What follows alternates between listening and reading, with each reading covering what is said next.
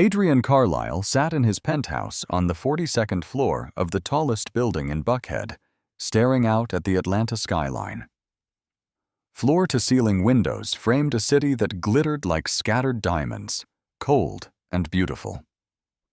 At 42, he was one of the most successful men in the city, CEO of Carlisle Development Group, a real estate empire he had built from nothing. His name appeared on luxury condos, shopping centers, and office towers across Georgia and the Carolinas. His net worth carried more zeros than most people could count. Magazines called him a visionary. Business journals called him a genius. Yet nobody called him at night. His phone rang constantly during the day. Investors, lawyers, board members. But after 8 in the evening, silence filled the rooms like fog. It sat on his chest and made it hard to breathe. Adrian would come home, loosen his tie, and stand in the massive living room watching the lights blink below. His refrigerator stayed full. His housekeeper kept it stocked with organic everything, imported cheeses, fresh fruit flown in from California.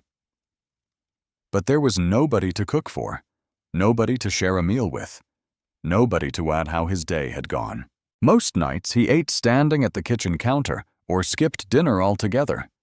He poured a glass of whiskey and sat in the dark. People envied Adrian Carlisle. They saw the suits, the cars, the penthouse. They saw a man who had conquered the world. They did not see the boy who still lived inside him, the boy who had grown up with nothing, who had lost everything before he turned 12, who had been saved by a woman whose name he sometimes whispered late at night when the silence grew too heavy. Ruth. He had not seen her in decades. He had tried to find her once when the money first came in. He hired a private investigator, but the trail went cold. She had vanished like smoke. Adrian told himself it was fine. He had moved on. He had built something extraordinary out of the wreckage of his childhood. But moving on and healing are not the same thing. Adrian Carlisle had never healed. He had simply learned to function around the wound.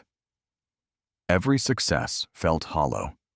Every milestone felt empty because the one person who had taught him what it meant to matter, the one person who had made him believe he could be somebody, was gone. And he had never gotten the chance to say thank you. That thought followed him everywhere, through boardrooms and business dinners, through penthouse parties and charity galas.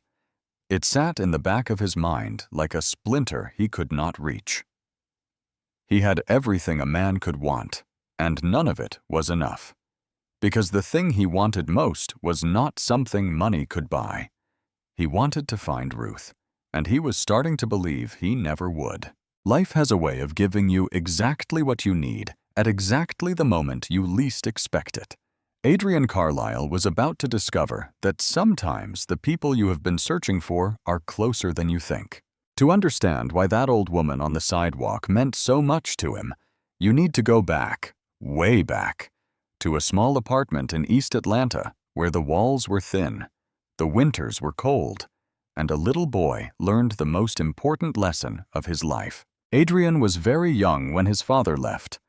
He remembered little about the man, just a deep voice, the smell of motor oil, and then one morning an empty chair at the kitchen table. His mother Patricia never talked about it. She simply got up the next day and went to work. 2 jobs, 6 days a week, cleaning offices in the morning and waitressing at a diner until close. She came home after midnight, feet swollen, eyes hollow, and checked on Adrian sleeping in his little bed. She kissed his forehead, then collapsed on the couch because she was too tired to walk to her own room. Patricia loved her son. That was never in question. But love does not pay the bills, and a small child cannot stay home alone. So Patricia found Ruth. Ruth Jenkins was in her middle years. She lived 3 blocks away in a ground-floor apartment with a window box full of flowers. She had raised 6 children of her own, all grown now.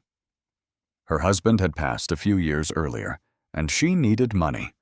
Not a lot, just enough to keep the lights on and the flowers watered. Patricia could not afford much. $40 a week was what she offered. Ruth looked at her, looked at the little boy hiding behind his mother's leg, and said, "Bring him by tomorrow morning." That first day, Adrian would not let go of his mother's hand. He stood in Ruth's doorway, eyes wide, bottom lip trembling. Patricia knelt down and told him to be good. Then she left for work, and Adrian stood frozen. Ruth did not rush him.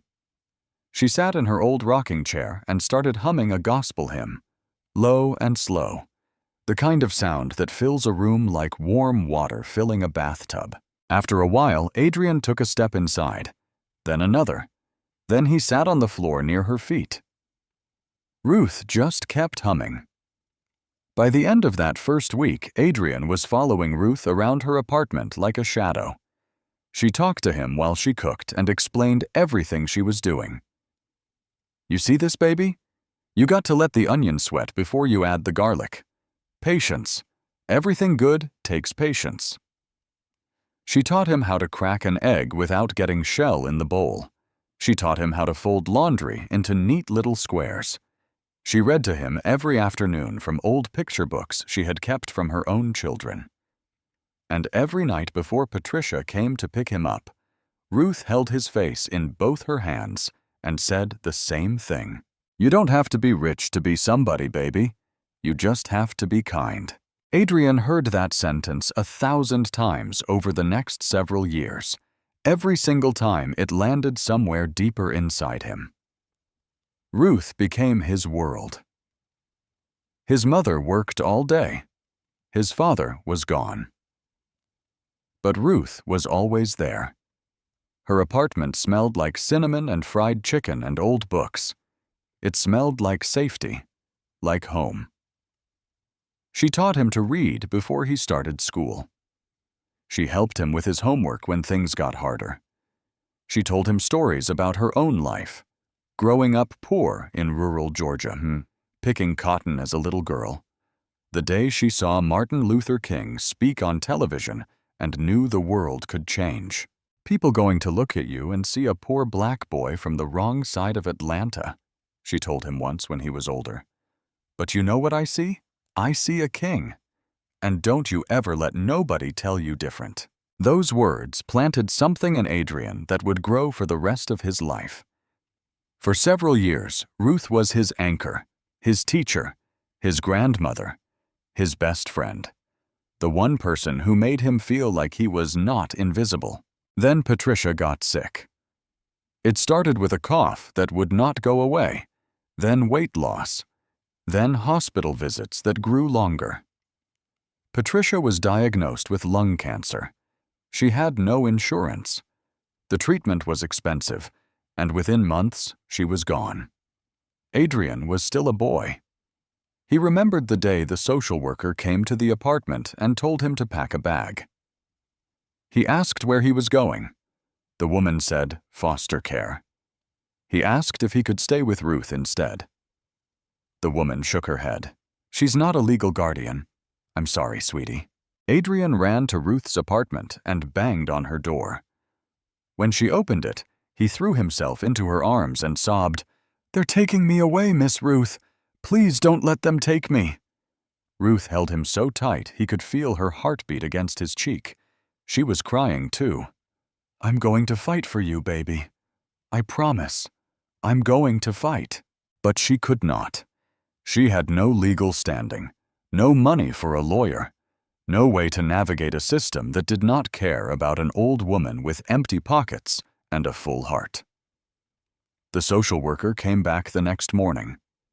Adrian climbed into the car with his small bag. He pressed his face against the window and watched Ruth standing on the sidewalk, getting smaller and smaller until she disappeared. He never saw her again. The world he had known, the world of cinnamon and gospel hymns, and someone who believed he was a king, vanished with her. That was decades ago. Adrian Carlisle had spent every single one of those years carrying Ruth in his chest like a second heartbeat. During all those years, the world was not kind to Ruth Jenkins. After Adrian was taken away, she tried to get him back. She called social services. She went to the county office. She wrote letters. But the system moved slowly, and Ruth had no power to move it faster. Eventually, a caseworker told her the boy had been placed with a family out of town. No, she could not have the address. No, she could not visit. Case closed. Ruth sat on her apartment steps that evening and cried until she had nothing left. But she kept going, because that was what Ruth did. She had spent her whole life keeping going. She found work with another family, then another, then another. For the next 2 decades, Ruth Jenkins raised other people's children. She rocked them to sleep. She packed their lunches. She wiped their tears, tied their shoes, and taught them to be kind. Family after family, child after child, and none of them ever came back to find her. That is the truth about domestic work in America. The women who raise our children, who hold our families together, are among the most invisible people in this country. Most work without contracts, without health insurance, without retirement benefits. They pour their hearts into other people's homes. And when they get old, when their backs give out and their hands start shaking, there is nothing waiting for them. No pension, no safety net, no thank you. Ruth was one of them. She worked until her body would not let her anymore. In her later years, her knees were gone. Her hands ached with arthritis. The families stopped calling. The last family she worked for let her go with 2 weeks' pay and a card that said, "We'll miss you." They never called again. Ruth's husband had died years earlier. Her savings were small, barely enough to cover a few months of rent. And then there was Tamara, Ruth's only daughter. Tamara had been a bright girl once, good grades, big smile. But somewhere in her 20s, she fell into the wrong crowd, then the wrong habits, and addiction swallowed her whole.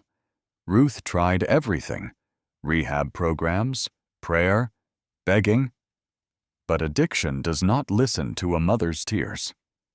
Tamara disappeared into the streets, and the few times she came back only for money. When Ruth had no more to give, Tamara stopped coming back at all. So Ruth was alone, truly alone. The rent went up. Her savings went down. She missed 1 month, then 2. The eviction notice came on a Tuesday. She packed what she could into 2 garbage bags and walked out of the apartment she had lived in for decades. She sat down on a bench at a bus stop and stared at the street. She was elderly, and she had nowhere to go.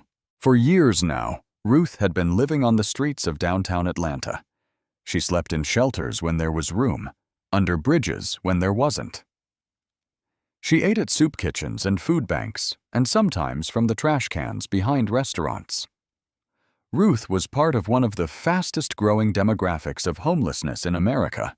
Elderly women, often invisible, often forgotten. The kind of people you walk past without seeing. Something else was happening to Ruth, something she did not fully understand herself. Her memory was slipping, not all at once, but in pieces, like pages being torn from a book one at a time. She would forget where she had slept the night before. She would forget what day it was. She would forget names, faces. Early-stage dementia, a volunteer doctor at a free clinic had told her recently. The stress, the malnutrition, the years of sleeping in the cold, it all accelerated the decline. Some days were better than others. On good days, Ruth could remember her daughter's face, her husband's laugh, the smell of her old apartment. On bad days, she could not remember her own last name. That is why, when a man in an expensive suit stopped in front of her on Peachtree Street, and looked at her like he had seen a ghost, Ruth Jenkins simply smiled and said, "God bless you, sir." She had no idea she was looking at the little boy she had once held in her arms and called a king, the boy who had grown up, built an empire, and never forgotten her voice. It was a warm afternoon, the kind of day when the city heat refuses to let go. Adrian had just finished a long board meeting. His driver was waiting out front, but Adrian waved him off. He needed to walk. He needed to clear his head. The meeting had gone well, a major development deal. Everyone was celebrating, but Adrian felt nothing. He loosened his tie and started walking down Peachtree Street, past the coffee shops and office buildings and tourists taking photos, past the construction sites where his own company was putting up another tower of glass and steel. And then he saw her. She was sitting on the sidewalk near the corner, her back against a brick wall, a cardboard sign in her lap.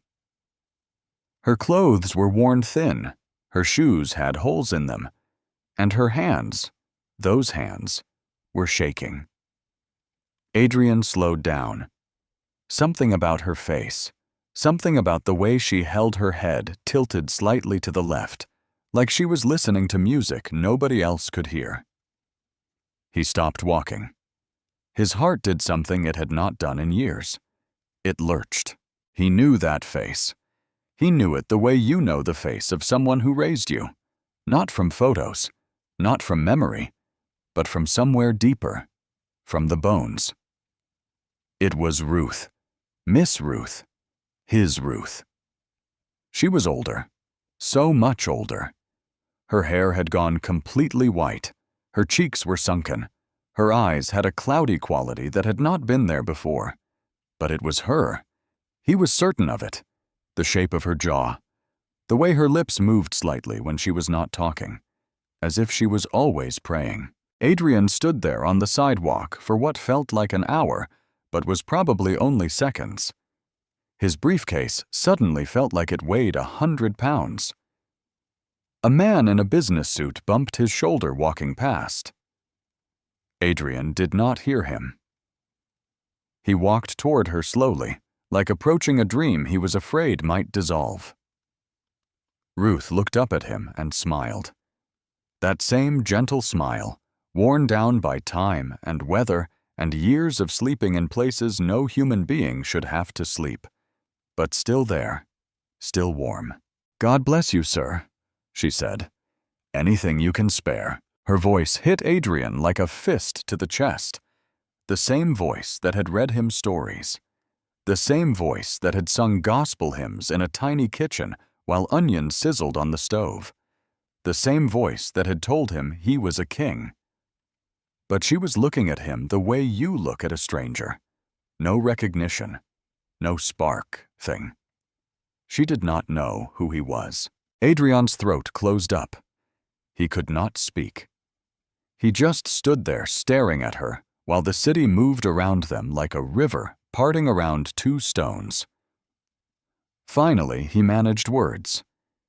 Can I buy you something to eat?" "Oh, that's very kind of you," Ruth said. "You don't have to do that." "I want to. Please." He walked to the deli across the street. His hands were shaking so badly he could barely pull his wallet out. He bought 2 sandwiches, a bottle of water, a cup of hot soup even though it was warm outside because he remembered Ruth always liked soup, even in summer. She used to say soup was medicine for the soul. He brought it all back and sat down beside her on the sidewalk, right there on the dirty concrete in his expensive suit. He did not care. Ruth took the soup first. She wrapped both hands around the cup like it was something precious. She sipped it slowly and closed her eyes. "That's good," she whispered. "That's real good." They sat in silence for a moment. Adrian tried to steady his breathing, tried to act normal, but his eyes kept studying her face, the lines around her mouth, the way her fingers trembled, the small scar above her left eyebrow that he remembered from childhood. She had told him she got it from a clothesline when she was a girl. "You're very kind," Ruth said, looking at him. "Most people just walk on by. Have you been out here long?" "A while now. I lost track. The days kind of run together after a while." Adrian swallowed hard. "Do you have any family?" Ruth's face changed. A shadow passed over it like a cloud crossing the sun. "I have a daughter. Somewhere. We lost touch a long time ago. My fault. Her fault. I don't know anymore." She was quiet for a moment. Then she said something that nearly broke Adrian in half. "I used to take care of children. That was my work. My whole life. I raised other people's babies." She smiled. A faraway smile. "There was this one little boy. Long time ago now. Adrian. Sweetest child I ever knew. His mama worked so hard, and he was just this little thing with big eyes and a bigger heart." Adrian stopped breathing. "I wonder where he is now," Ruth said softly. "I hope he's doing okay. I think about him sometimes, more than I probably should." Adrian's jaw tightened. He could feel tears building behind his eyes, like water pressing against a dam. He dug his fingernails into his palms. "I'm sure he's doing fine, ma'am," he said, and his voice cracked on the last word. Ruth looked at him, really looked at him. For a moment, something flickered in her eyes, something old and deep. But then it was gone. The fog rolled back in. "You remind me of someone," she said. Then she laughed softly. "But I say that to everybody these days. My memory isn't what it used to be." Adrian stood up. He had to, because if he stayed one more second, he was going to fall apart right there on the sidewalk. He reached into his wallet and pulled out every bill he had. He pressed the money into Ruth's hands. "Please take this." "Oh, honey, that's too much. I can't." "Please." Ruth looked at the money, then at him, and nodded slowly. "God bless you," she said. "You're a good man. I can tell." Adrian turned and walked away. He made it around the corner. He made it to an alley between two buildings. Then his legs gave out. He leaned against the wall and cried. Not quiet tears, not dignified tears, but the kind of crying that comes from decades of silence breaking open all at once, like a dam that finally gives way. The woman who had saved him was sleeping on the streets, and she did not even remember his name. That night, Adrian did not sleep. He sat in his penthouse staring at the ceiling, and for the first time in his adult life, his money felt like a curse. He had everything. Ruth had nothing. And the distance between those two facts felt like the most obscene thing in the world. By the middle of the night, he had made a decision. He picked up his phone and called Derek Hale. Derek was a private investigator Adrian had used for business matters, background checks on partners, due diligence on acquisitions. But this was not business. "Derek, I need you to find out everything you can about a woman named Ruth Jenkins. She's elderly, currently homeless, living on the streets near Peachtree and Baker in downtown Atlanta. I need medical history, family connections, how she ended up on the streets, everything." Derek did not ask questions. That was why Adrian liked him. "I'll have something for you soon." A few days later, the report landed on Adrian's desk. It was long, and reading it felt like swallowing broken glass. Ruth Jenkins, no fixed address for years, previously evicted from an apartment after falling behind on rent. No income, no savings, no active bank account. Medical records from a free clinic visit recently showed early-stage dementia, untreated diabetes, severe malnutrition, and chronic joint pain. The volunteer doctor had recommended follow-up care. Ruth never returned. And then there was Tamara, Ruth's only daughter. History of substance abuse spanning years, multiple arrests, time in rehab. But here was the part that caught Adrian's attention. Tamara had been clean for years. She was working as a kitchen prep cook at a restaurant in another city. She was enrolled in a GED program. She was rebuilding her life, but she had no contact with her mother. The report noted that neighbors said Ruth had refused to tell Tamara where she was. The shame. An old woman living on the streets. She could not bear for her daughter to see it. Adrian set the report down and stared out his office window. The Atlanta skyline stretched before him. Buildings he owned. Projects he had built. Billions of dollars of concrete. And glass and steel. And somewhere down there, on a dirty sidewalk, the woman who had taught him to read was slowly disappearing. He was not going to let that happen, but Adrian knew it was not as simple as writing a check. Ruth was proud. She had always been proud. If he showed up and announced who he was and tried to sweep her off the streets, she might refuse. She might be too ashamed.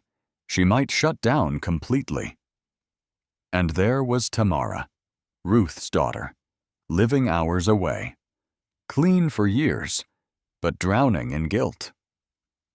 Mother and daughter separated by shame on both sides, each one thinking the other had given up.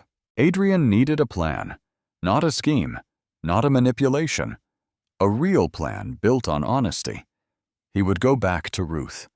He would spend time with her, build trust. And when the moment was right, he would tell her who he was. No tricks, no disguises, just the truth. And he would find Tamara, bring her home.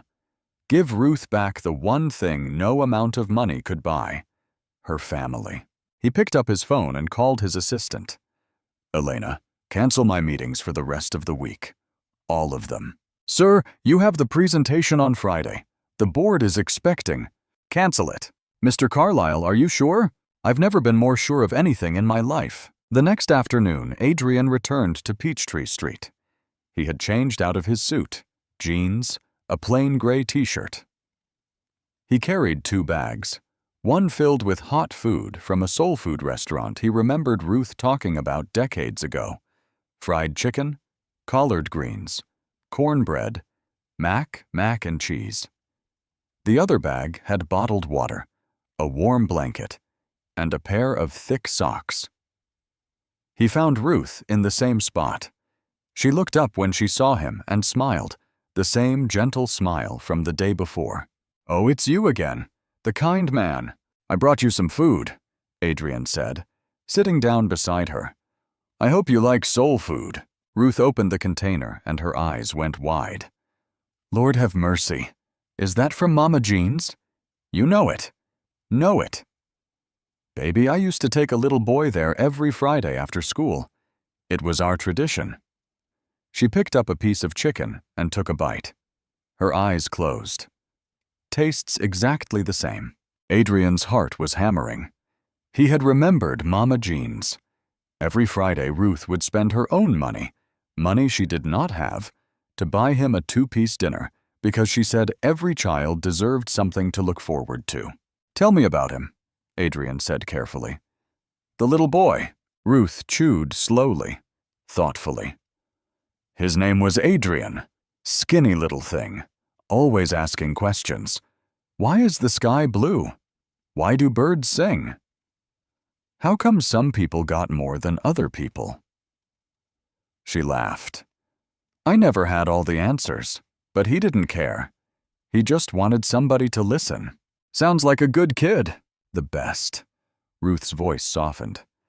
Most of the families I worked for, they treated me like furniture. I was just the help. Come in. Watch the kids. Don't touch the good china. Don't sit on the couch. But Adrian, that little boy, looked at me like I was somebody. He used to say I was his real family. She paused, and the sadness crept back into her face. I think about what happened to him. After his mama passed, they took him away, and I couldn't stop it. I tried. Lord knows I tried. But I had no money, no lawyer, nobody who would listen to an old black woman with empty pockets. She wiped her eyes with the back of her hand. That's the thing about this work. about taking care of other people's children. You give them everything you have, your time, your love, your whole heart, and then one day, they're gone, and nobody thinks about what happens to you. There's no retirement for women like me, no pension, no insurance. You just work until your body gives out, and then you're on your own. Adrian was quiet. He let her words sit in the air between them. "What about your daughter?" he asked gently. Ruth's face tightened. "Tamara." She said the name like it hurt to say it.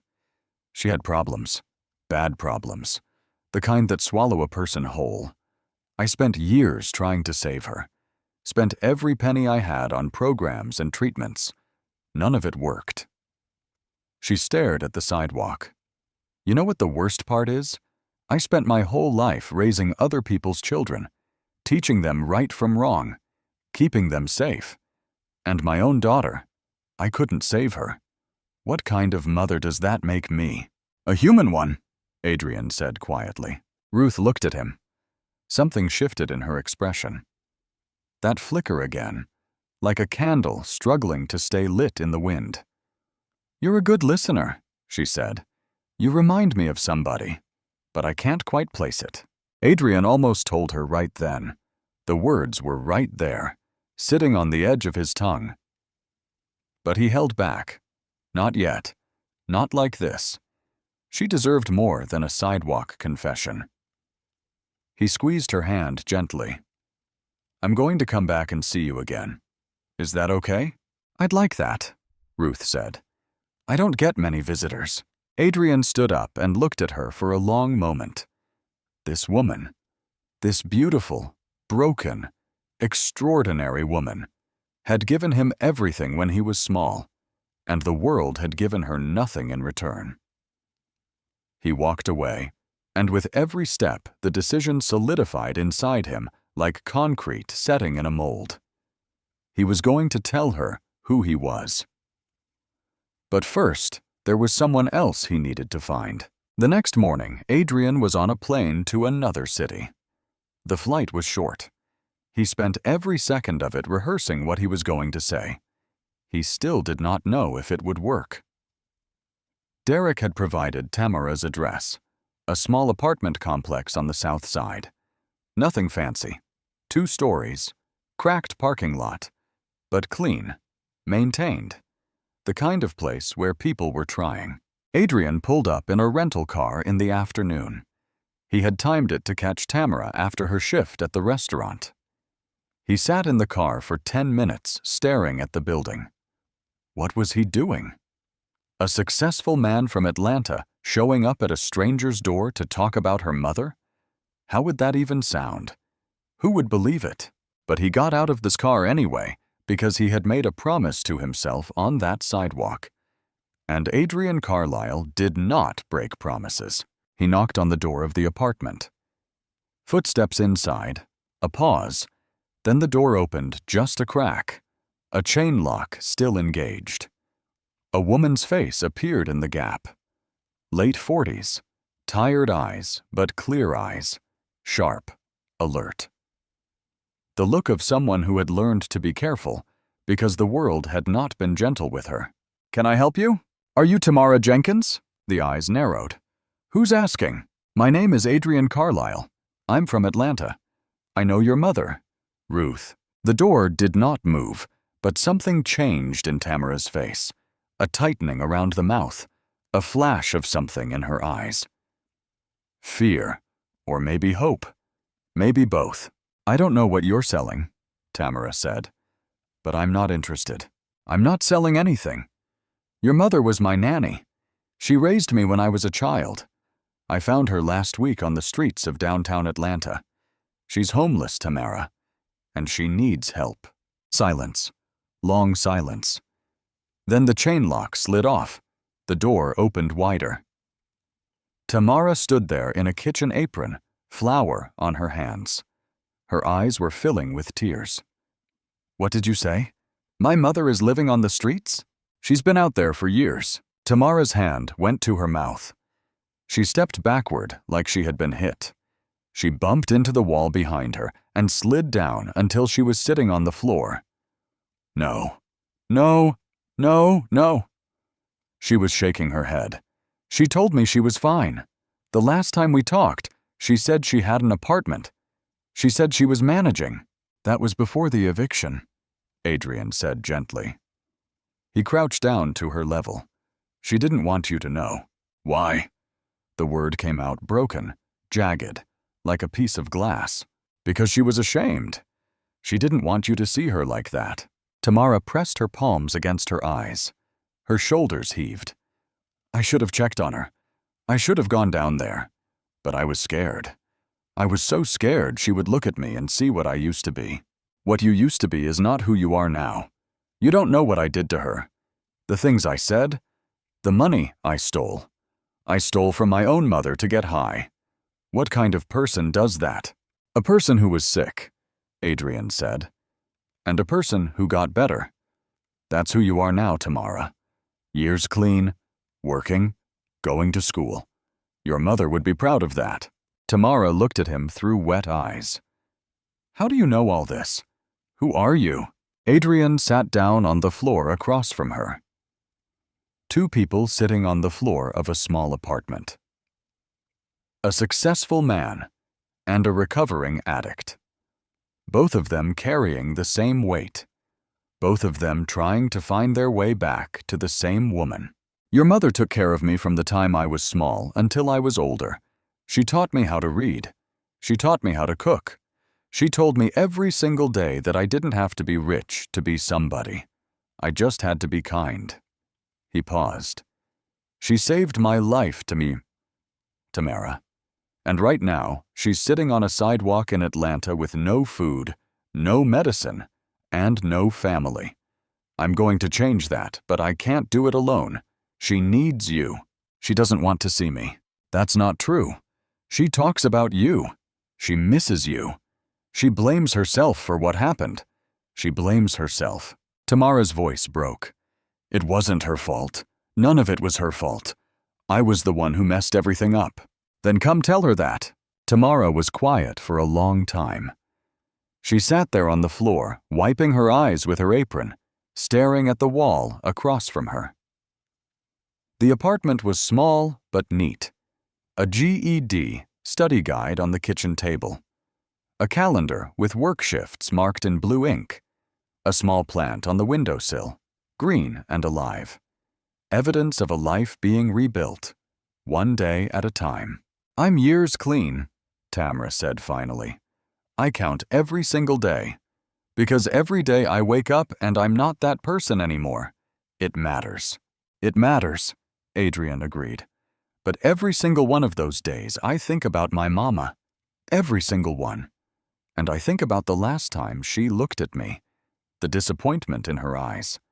I think about that look. And it's worse than any withdrawal I ever went through. Come with me to Atlanta, Adrian said. Come see her. Tell her what you just told me. What if she turns me away? She won't. How can you be so sure? Adrian thought about Ruth sitting on that sidewalk, talking about the little boy she once loved, wondering where he was, hoping he was okay. A woman who had lost everything, but still had room in her heart to worry about someone else's child. Because I know your mother, Adrian said. And there's not a version of her that exists in any condition, in any place, that wouldn't want her daughter back. Tamara closed her eyes. A tear slid down her cheek and landed on the flour-dusted apron. Okay, she whispered. Take me to my mama. While Tamara was packing her things, Adrian was back in Atlanta, moving fast. He had a short time before he planned to bring Ruth off the streets, and he wanted everything ready. He did not buy a mansion. He did not rent some flashy condo in Buckhead. Instead, he found a small two-bedroom apartment in a quiet neighborhood in West End. Ground floor, big windows, a little porch with room for a rocking chair. He chose it carefully. Ruth had never lived in luxury. Putting her in a penthouse would feel like dropping her on another planet. She needed something that felt like home, something warm, Something real. He went shopping himself, did not send an assistant, did not hire a decorator. He walked through the stores and picked out every single item with his own hands. A set of heavy-bottom cooking pots, the good kind, cast iron, the kind Ruth used to cook with in her tiny kitchen decades ago. A wooden cutting board. A spice rack filled with everything he remembered her using. Garlic powder, paprika, cayenne, thyme. He bought bed sheets, soft ones, the kind that feel like clouds when you have been sleeping on concrete. He bought thick towels and a bathrobe and slippers with rubber soles so she would not slip. And then he went to a used bookstore. He spent an hour going through the children's section until he found them. The same picture books Ruth used to read to him. He bought every copy they had. He placed the books on a small shelf next to the bed. And when he stepped back and looked at them sitting there, spines cracked and pages yellowed with age. Something inside his chest squeezed so tight he had to sit down. What most people do not realize is that homelessness itself accelerates cognitive decline. The constant stress of having nowhere safe to sleep, the malnutrition, the dehydration, the fear, it ages the brain faster than almost anything else. Studies show that people experiencing chronic homelessness develop conditions like dementia at rates far higher than the general population, and they develop them younger. Ruth had been on the streets for years. Years of her brain being starved of rest and nutrition and safety. Every day out there had stolen a little more of her memory, a little more of her past, a little more of herself. Adrian was determined to get as much of it back as possible. He called Dr. Lena Brooks, one of the top geriatric specialists in the city. He explained the situation. Dr. Brooks cleared her schedule. He contacted a nutritionist who specialized in recovery from malnutrition. He arranged for a diabetes specialist. He set up a pharmacy account so Ruth's medications would be delivered directly to the apartment. He put fresh flowers on the kitchen table, sunflowers, because Ruth used to keep sunflowers in a jar on her windowsill. He remembered that. He remembered everything. The apartment was ready. The doctors were scheduled. The books were on the shelf. The pots were in the kitchen. And the sunflowers were on the table. Now came the hard part. A few days later, Adrian returned to Peachtree Street. This time, he did not bring food. He did not bring money. He brought something much heavier. The truth. Ruth was in her usual spot.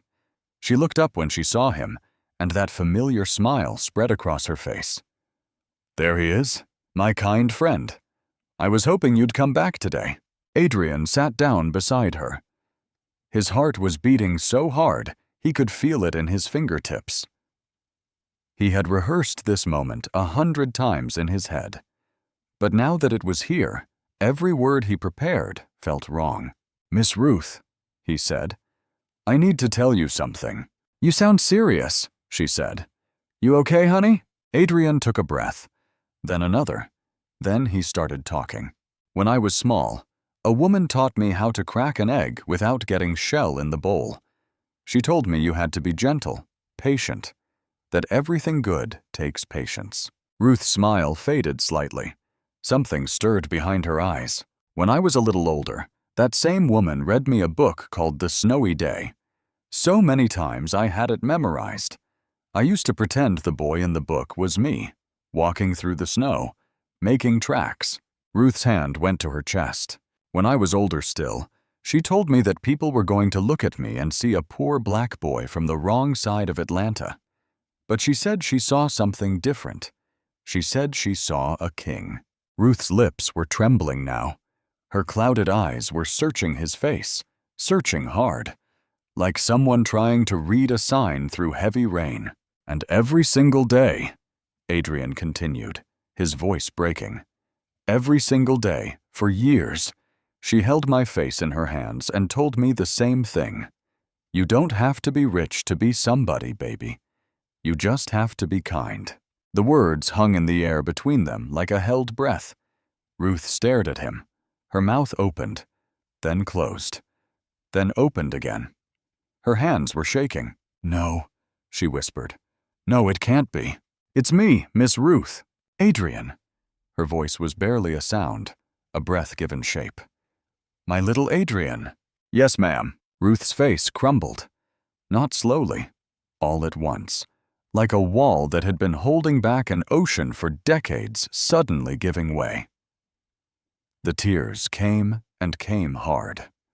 Her whole body shook with sobs that sounded like they were being pulled from somewhere deep inside her. "Oh my God. Oh my baby. Oh my sweet baby." Adrian could not hold it together anymore either. He wrapped his arms around her and pulled her close, and they sat there on that dirty sidewalk, a successful man and a homeless woman holding each other like the world had ended, and they were the only two people left. Ruth's thin fingers gripped the back of his shirt. She held on like she was afraid he would disappear again, like she was afraid this was a dream and she would wake up alone on the concrete. "I looked for you," she sobbed. "I called and called. They wouldn't tell me where they took you." I know. I wanted to keep you. I wanted to fight for you, but I had nothing. Nothing." "You gave me everything," Adrian said, and his voice cracked wide open on the last word. People were stopping on the sidewalk now. A woman with a stroller paused and put her hand over her mouth. A delivery man set down his packages and just watched. A teenager recording something on his phone lowered it and stood still. Something about the scene made people stop. Two people clinging to each other on the ground. The raw sound of grief and joy colliding. Ruth pulled back and looked at his face. Really looked. She reached up with both trembling hands and held his cheeks the same way she used to. The same gesture she had made 1,000 times when he was small. "Look at you," she whispered. "Look at what you became." "Because of you," Adrian said. "All of it. Because of you."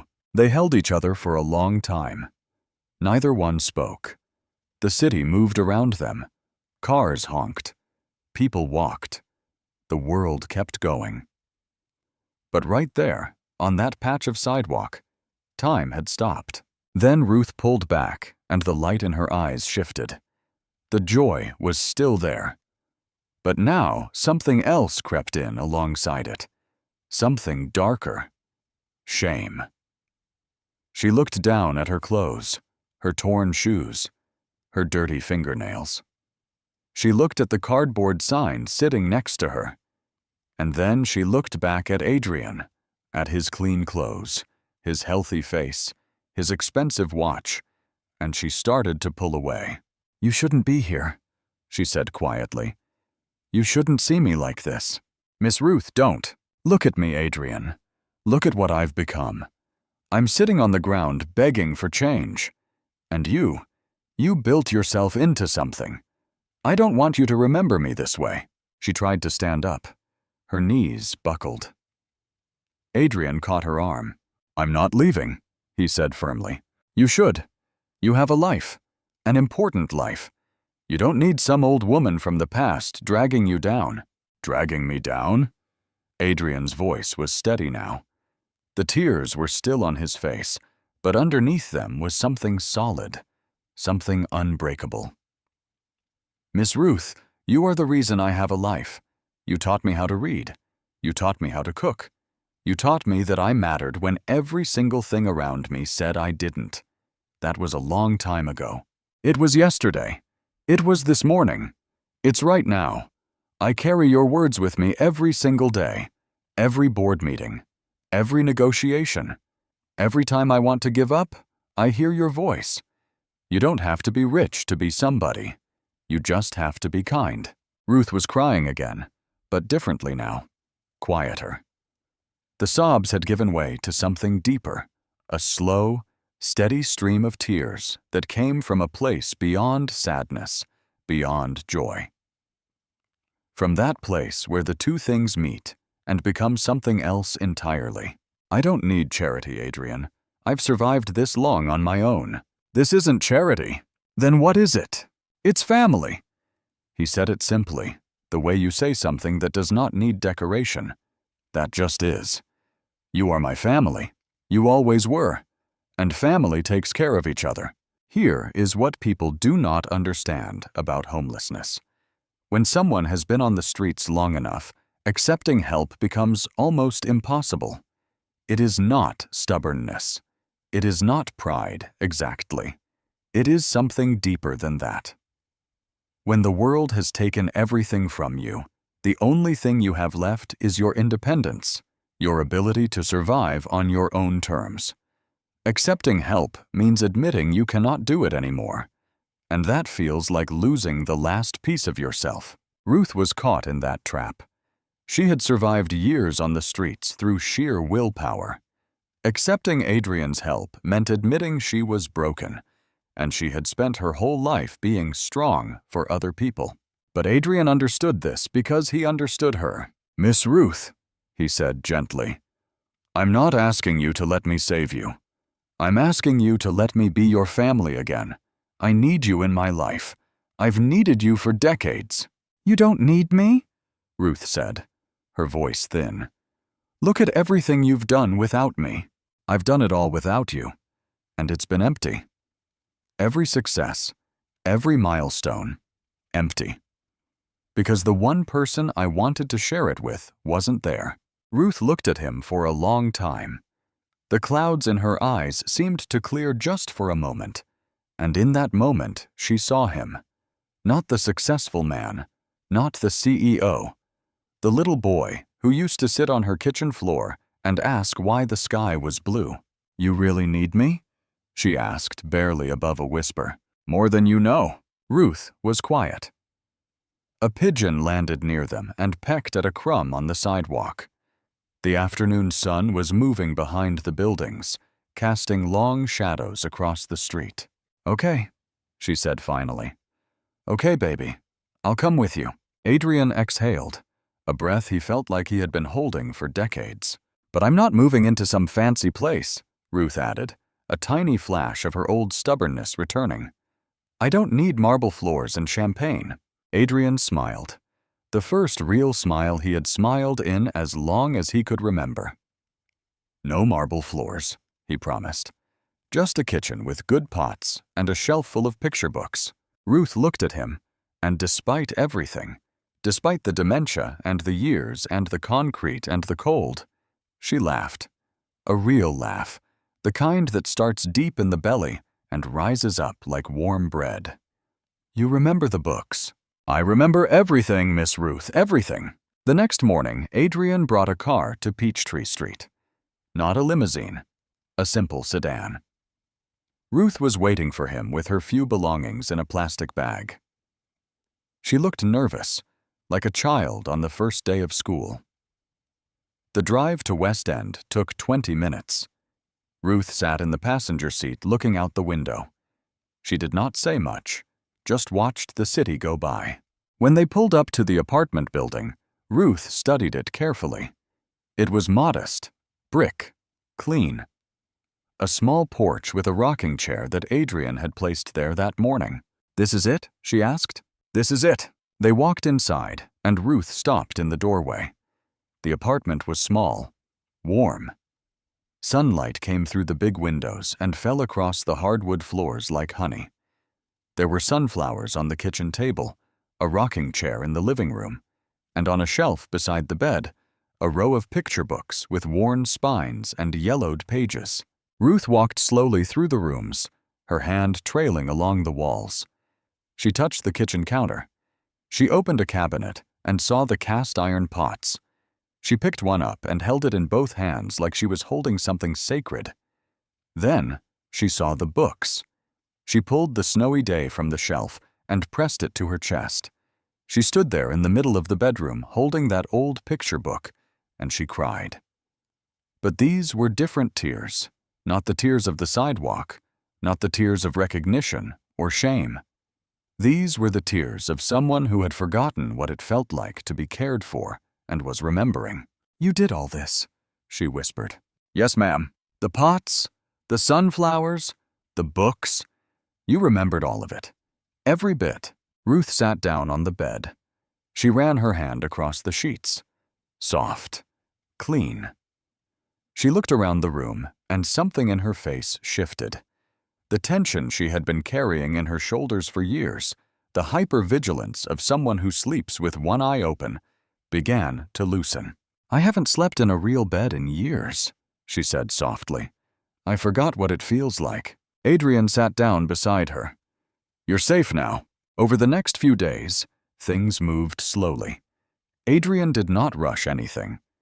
He brought Dr. Lena Brooks to the apartment so Ruth would not have to go to Estrange Hospital. The doctor was gentle, patient. She examined Ruth thoroughly and started her on medication for the dementia and the diabetes. She set up a treatment plan. A nutritionist came twice that first week. She worked with Ruth on meals, making sure she was getting what her body had been starved of for years: protein, vitamins, iron. The basics that most people take for granted, but that disappear entirely when you are living on the streets. Ruth was quiet at first, adjusting. She would sometimes wake up in the middle of the night and forget where she was. She would stand in the hallway confused until the sunflowers on the table brought her back. But slowly, day by day, something began to return. Not just her health, her spirit. On the fourth evening, Adrian came to the apartment after work. He was still in his suit, loosening his tie as he walked up to the porch. And before he even opened the door, he smelled it. Onions sweating in butter, garlic hitting a hot pan, the slow, deep scent of chicken simmering in a cast-iron pot. He opened the door, and there was Ruth, standing in the kitchen, apron on, wooden spoon in hand, humming a gospel hymn low and slow. The same sound he had heard on the very first day his mother brought him to her apartment decades ago.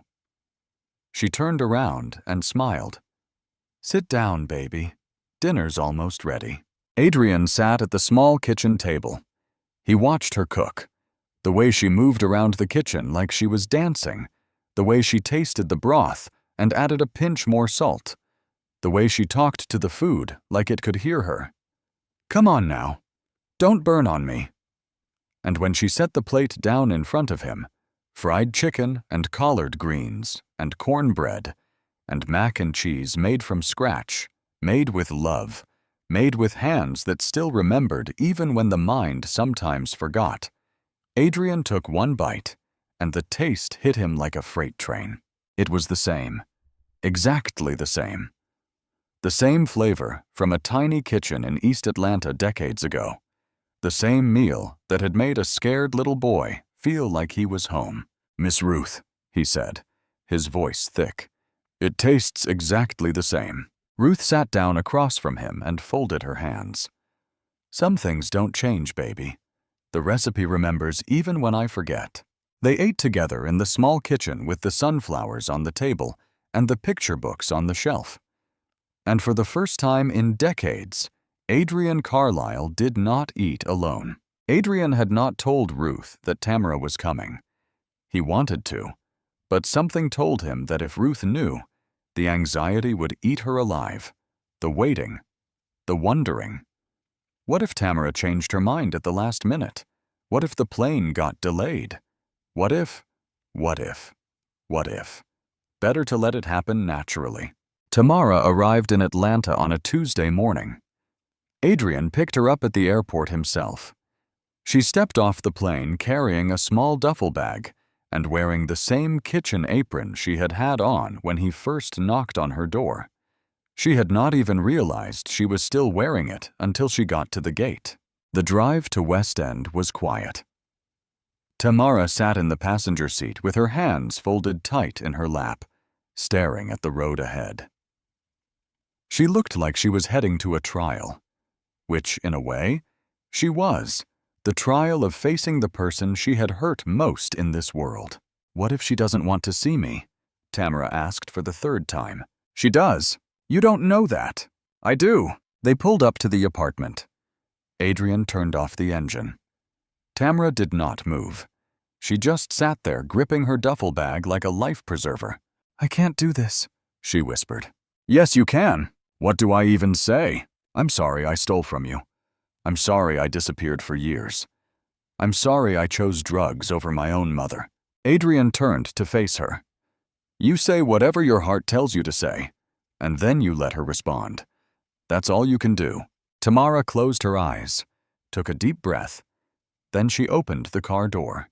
They walked up the path to the front porch. Adrian could see through the window that Ruth was in the kitchen. She was doing what she always did in the afternoons now, cooking, humming, coming back to life one recipe at a time. Adrian knocked on the door. Footsteps inside, the lock turning, the door opening. Ruth stood there in her apron, a wooden spoon in one hand, a smile already forming on her face because she thought it was just Adrian coming for dinner. Then she saw Tamara. The spoon fell from her hand and clattered on the floor. The smile did not fade. It shattered. And what replaced it was something beyond words, beyond expression.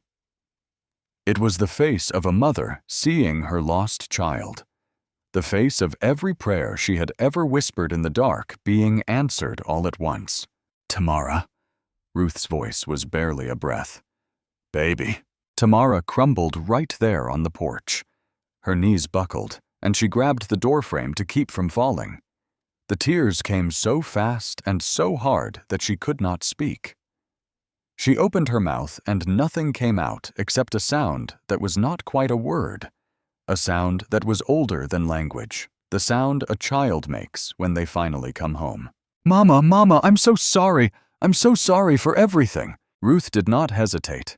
Not for 1 second. She stepped forward and wrapped her arms around her daughter and pulled her inside. They sank to the floor together, right there in the hallway, holding each other so tight it looked like they were trying to merge into one person. "My baby," Ruth kept saying. My baby girl." Adrian stepped inside quietly and closed the door behind him. He stood in the corner of the living room watching. He did not say a word. This was not his moment. This belonged to them. Tamara was sobbing into her mother's shoulder. Her words came out in pieces, broken, jagged, like glass she had been carrying inside her for years and was finally letting fall. "I stole from you, Mama. I took your money. I took your jewelry. I sold your wedding ring. I said terrible things to you. I told you I hated you. I told you I wished you weren't my mother. And then I left. I just left and I didn't come back. And you were out here alone on the streets, and I didn't even know." Ruth pulled back and held Tamara's face in both hands, the same way she used to hold Adrian's face, the same gesture she had made 1,000 times for 1,000 different children. But this time, it was her own. "Look at me," Ruth said. Her voice was firm now, steady. The fog in her eyes had cleared. In this moment, she was completely present, completely herself. "Tamara Marie Jenkins, look at me." Tamara looked up. "You came back," Ruth said. "That's all that matters. You came back. I don't care about the money. I don't care about the ring. I don't care about what you said or what you did. None of that matters now. What matters is you're standing in front of me, clean, alive, here." Recovery from addiction is not just about the substance. It is about everything the substance destroyed along the way, the relationships, the trust, the years that were lost. Rebuilding family bonds after addiction takes time. Sometimes it never happens at all, because forgiveness is not a single act. It is a process, a daily choice to keep choosing love over resentment. Ruth had made that choice before Tamara even walked through the door. She had made it years ago. Sitting on the sidewalk, lying under bridges, eating from soup kitchens, even in her darkest moments, Ruth had never stopped loving her daughter. She had been angry. She had been heartbroken. but she had never stopped. "How long have you been clean?" Ruth asked softly. "Years. I count every single day." Ruth smiled. A real smile. The first one in this conversation that was not mixed with pain. "You count the days, every single one. Then you're stronger than you know, baby." They sat on the floor for a long time. Tamra told her mother everything. The rehab, the relapses, the final time she got clean and knew it had to stick, the job at the restaurant, the GED classes, the small apartment where she was learning how to live like a normal person for the first time in her adult life. Ruth listened. She did not interrupt. She did not judge. She just held her daughter's hand and listened. "I was so scared to come here," Tamra said. "I thought you would hate me." "I could never hate you. I'm your mother. And a mother's love doesn't have conditions." Adrian quietly slipped out the front door and sat on the porch. He could still hear them through the open window, the murmur of voices, the occasional sob breaking through, the long stretches of silence that said more than words ever could. He looked out at the quiet street. The afternoon sun was going down. The sunflowers Ruth had planted on the porch last week were beginning to bloom. And for the first time since he had found Ruth on that sidewalk, Adrian felt like everything was going to be okay. In the months that followed, you would not have recognized Ruth Jenkins. Her cheeks had filled out. Her eyes were clearer. The trembling in her hands had steadied. Dr. Lena Brooks had put her on a treatment plan for the dementia, and while the condition could not be reversed, the decline had slowed dramatically. With proper nutrition, regular sleep, and reduced stress, Ruth's brain was recovering what it could. She had good days and bad days, but the good days were starting to outnumber the bad ones. Tamara had moved to Atlanta. She found a small apartment 10 minutes from her mother's place. Adrian had connected her with a program that helped people in recovery find stable employment, not a handout, a hand up. Tamara got a job as a prep cook at a restaurant in Midtown. Better pay, better hours. A manager who understood her history and gave her a chance anyway. Every Sunday morning, Tamara walked to Ruth's apartment. They cooked breakfast together. Eggs and grits and bacon, coffee in mugs that did not match. They talked about nothing and everything. The weather, a show Ruth liked on television, a recipe Tamara had learned at work. Small things, normal things, the kind of things that mothers and daughters are supposed to talk about but had not in years. Ruth had also started volunteering. Twice a week, she went to a community childcare center in her neighborhood. She did not get paid. She did not need to.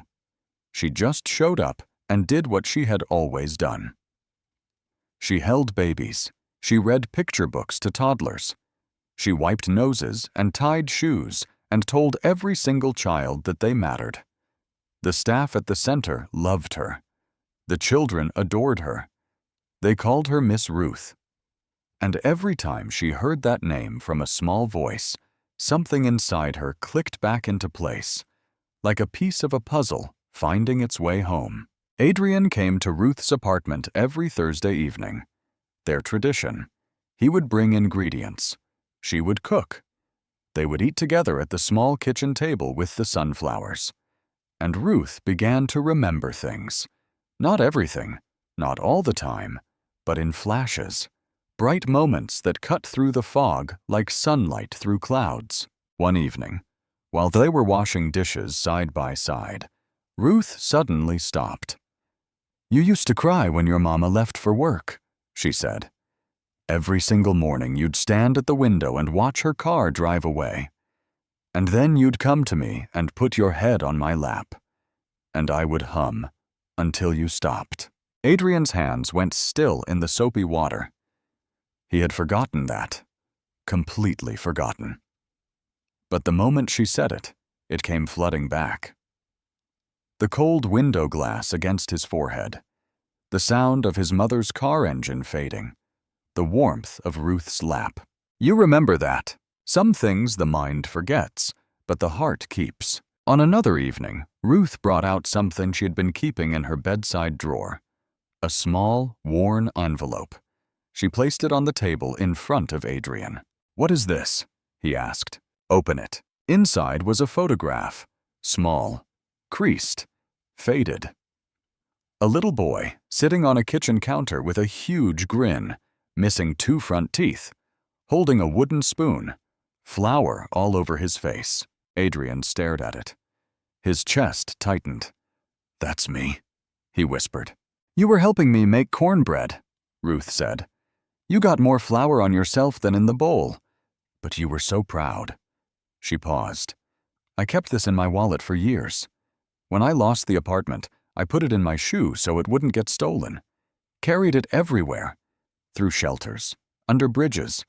I didn't always remember your name, but I always remembered your face." Adrian held the photograph in both hands like it was made of glass. The image was barely visible. Decades of being folded and unfolded, carried and hidden, pressed against skin and soaked with rain. But the little boy's smile was still there, still shining through the damage. She had kept his photo in her shoe while she slept on the streets, while she lost her memory, while the world forgot about her. She never forgot about him. "Miss Ruth," he said, but he could not finish the sentence. He just held the photo and let the tears fall onto the table. Ruth reached over and put her hand on his. "You were always my boy, Adrian, even when I couldn't remember why." Something was happening to Adrian Carlyle, slowly, quietly, like ice melting at the edges of a river. The man who had built walls around his heart, who had eaten dinner alone for years, who had measured every human interaction by what it could produce, that man was changing. It started small. He noticed things he had not noticed before. His assistant, Elena, who had worked for him for years, he had never asked her about her family. Turned out she was raising 3 kids on her own. Her husband had passed away a couple of years earlier. She came to work every day early because the early shift meant she could pick her kids up from school. Adrian had never known, never thought to ask. He started asking, not in a corporate way, not performance reviews and feedback sessions, just asking. "How are you? How are your kids? Is there anything you need?" The first time he did it, Elena looked at him like he had sprouted a second head. "Are you feeling okay, Mr. Carlyle?" "I'm fine, Elena. I'm trying to be better." It spread through this company like a warm current. Adrian started a program for employees with caregiving responsibilities, flexible hours, backup childcare, emergency funds for unexpected medical bills. It was not a massive corporate initiative. It was just a man who had finally remembered what Ruth taught him, that people matter more than profit. And then he decided to go bigger. He sat in his office one evening looking at the photograph Ruth had given him, the little boy with flour on his face, and he thought about all the other Ruths out there, all the women who had spent their lives raising other people's children, cooking other people's meals, cleaning other people's homes, and had nothing to show for it when they got old. In America, the vast majority of domestic workers have no retirement benefits, no pension, no employer-matched savings plan. Many are paid in cash, which means no Social Security contributions. When they can no longer work, they fall through every crack in the system. Invisible in life, invisible in old age. Ruth had fallen through those cracks. Millions of others were falling right now. Adrian picked up his phone and called his legal team. "I want to set up a foundation, a real one, fully funded. I want it to provide housing assistance, medical care, and retirement support for elderly domestic workers and caregivers who have aged out of the workforce." There was a pause on the other end. "That's going to be expensive, Mr. Carlyle." "I don't care. Make it happen." "What would you like to call it?" Adrian looked at the photograph one more time. The Ruth Foundation. That evening, he drove to Ruth's apartment. She was on the porch in her rocking chair watching the sunset paint the sky in shades of orange and pink.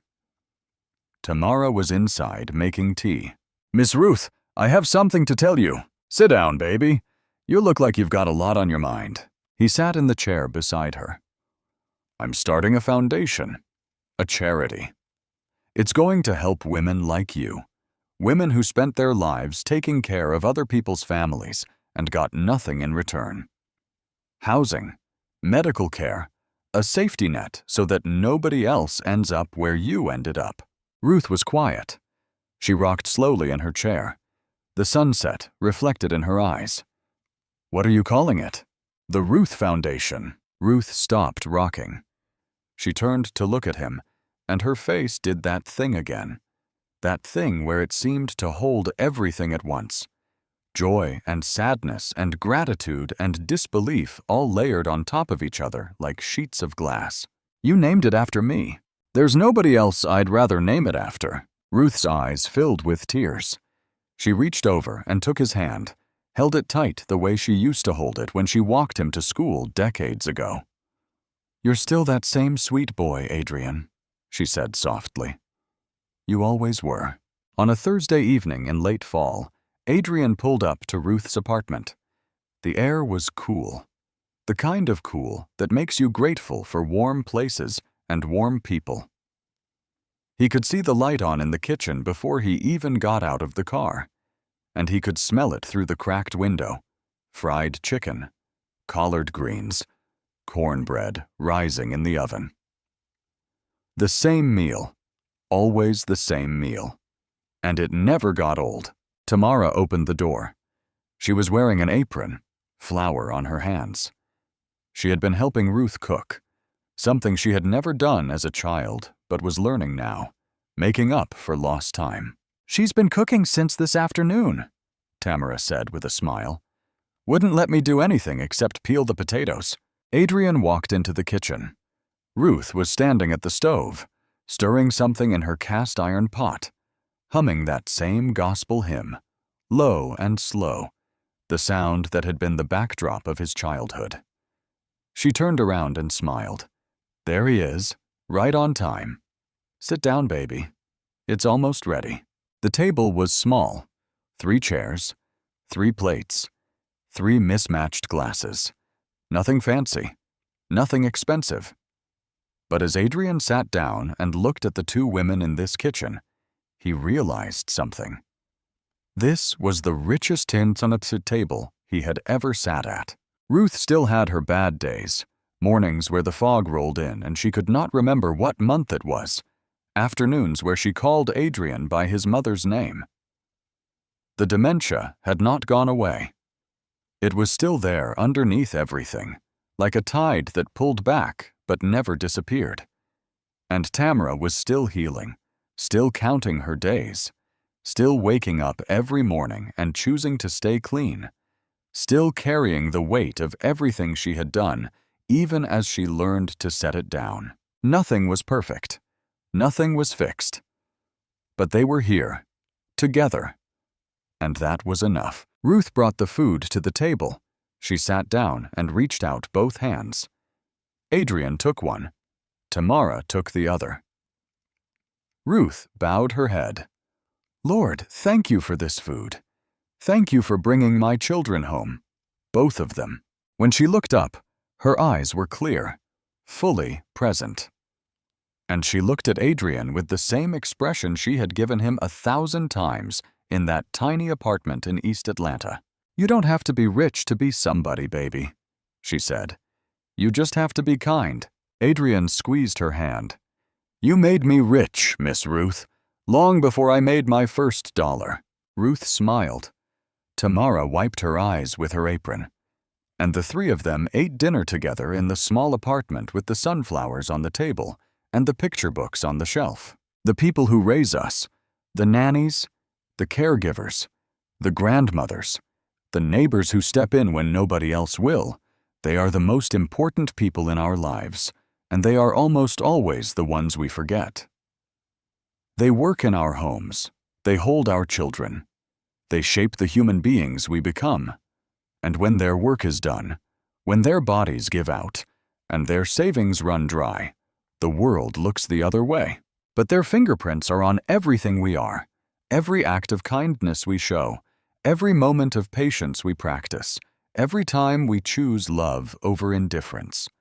That came from someone who probably never got thanked. Don't wait. Don't wait until it's too late to find them. Don't wait until they're sitting on a sidewalk with a cardboard sign. If there is someone who shaped you, someone who loved you when they didn't have to, reach out today. Not tomorrow, today.